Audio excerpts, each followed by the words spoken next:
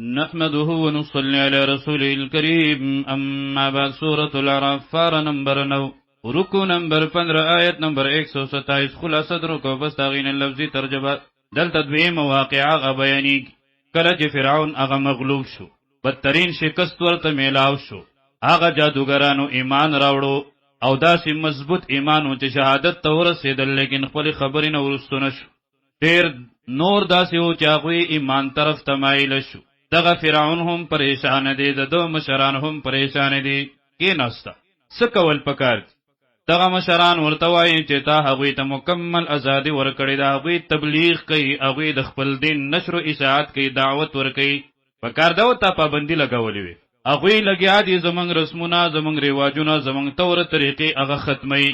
که چېرته په وخت باندې د دوی علاج ونه کړی شي، دوی ته قوت میلاو شي، طاقت به میلاو شي، اقتدار به میلاو شي، بیا به ګورې ستا حکم خبره نه مني. فرعون د دوی په دې خبرو ډېر زیات خوشحاله شو، او بالکل هم دغه شانتې ده. او دوی زمونږ د معبودانو عبادت او بندګي نه کوي. په دربار کې به د فرعون عبادت کېده، د دربار نه بار د هغه د تصویرونو مجسمې جوړې شوي، د هغې عبادت او بندګي به کېده. وایي د دوی دپاره خو زمونږ طریقه مخکې نه معلومه ده، بس هغه انجام به د دوی دوباره وي.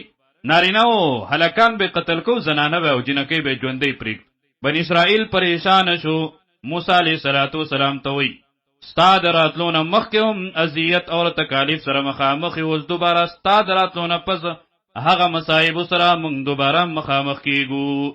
ورته تسلي ورکوي او دغه مصایبو نه، دغه تکالیفو نه د بچ کېدو دپاره بهترین علاج ورته ښیي چې دا علاج تر قیامته پورې د هر چا د مصایبو دپاره علاج د الله نه مدد وغواړئ. یو دویم صبر وکئ، بشارت هم ورته ورکوي چې اخرت کامیابي او کامراني ستاسو دپاره ده.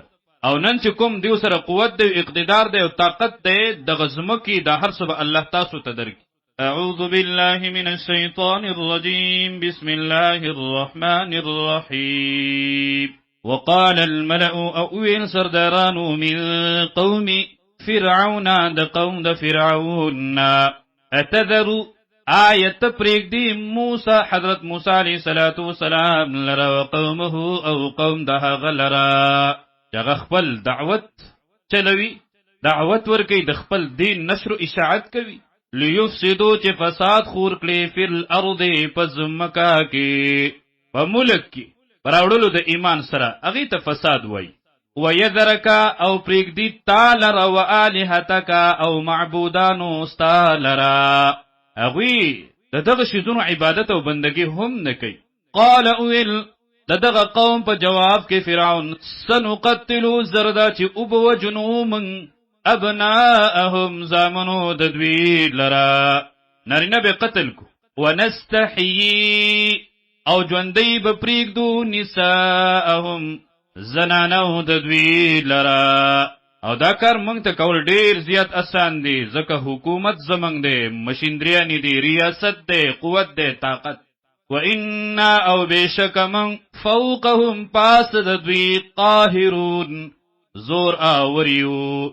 یو مناظره او یو مقابله وګټله نو څه چل وشو؟ حضرت موسی علیه السلام خپل قوم ته تسلي ورکوي، علاج ورته ښیي، بشارت ورته اورئ.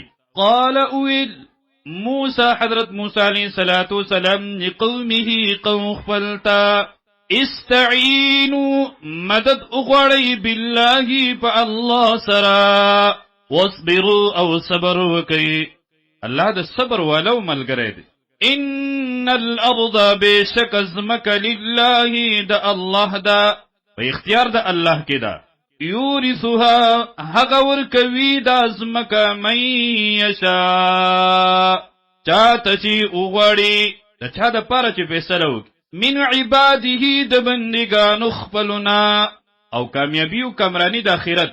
والعاقبة ښه انجام د آخرت بهترین انجام للمتقین د پاره د پرهیزګارانو دی. د هغوی ګیله او شکوه بیانېږي. قالو اویل هغوی اوذینا تکلیف را کړی شوی و موږ ته من قبل مخکې تأتینا د راتلو ستانه موږ ته، ومن بعد او رستهم ما جئتنا د هغې نه چې راغلي ته موږ ته، بس هر وخت مصائب سره او تکالیف سره پریشانو سره مخامخ یو. قال اویل هغه عسى نزيد ربكم چستاس رب ان يهلك عدوكم هلاك بکړي دشمن ستاسو. انعام د ستاسو د پاره، بشارت د زیره دی. ويستخلفكم او خلیفگان بکړي تاسو، نائبان بکړي تاسو، ابادون کې د زمکی بکی تاسو لرا فی الارض پزمک کی دغه ځکه به تاسو پاتې کېږي وسیګه.